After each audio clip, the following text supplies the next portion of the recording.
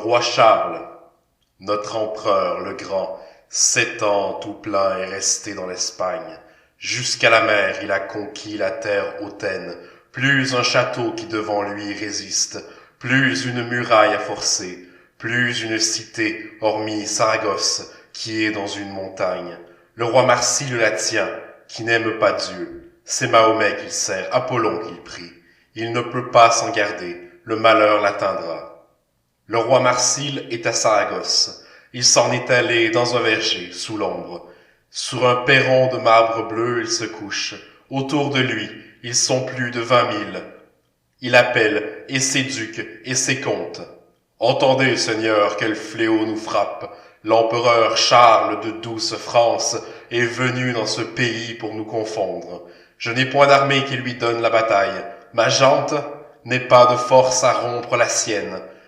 Conseillez-moi, vous, mes hommes sages, et gardez-moi, et de mort, et de honte. Il n'est païen qui réponde un seul mot, sinon Blancandrin, du château de Valfonde. Entre les païens, Blancandrin était sage, par sa vaillance, bon chevalier, par sa prud'homie, bon conseiller de son seigneur. Il dit au roi, ne vous effrayez pas, mandez à Charles, à l'orgueilleux, au fier, des paroles de fidèle service et de très grandes amitiés.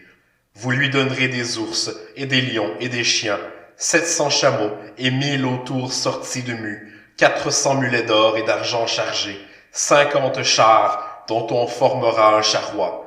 Il en pourra largement payer ses soudoyers. Mandez-lui qu'en cette terre assez longtemps il guerroya, qu'en France, à Aix, il devrait bien s'en retourner, que vous l'y suivrez à la fête de Saint-Michel, que vous y recevrez la loi des chrétiens, que vous deviendrez son vassal en tout honneur et tout bien. Veut-il des otages? Or bien, envoyez-en ou 10 ou 20 pour le mettre en confiance. Envoyons-y les fils de nos femmes. Dût-il périr, j'y enverrai le mien. Bien mieux qu'ils y perdent leur tête et que nous ne perdions pas, nous, franchise et seigneurie, et ne soyons pas conduits à mendier.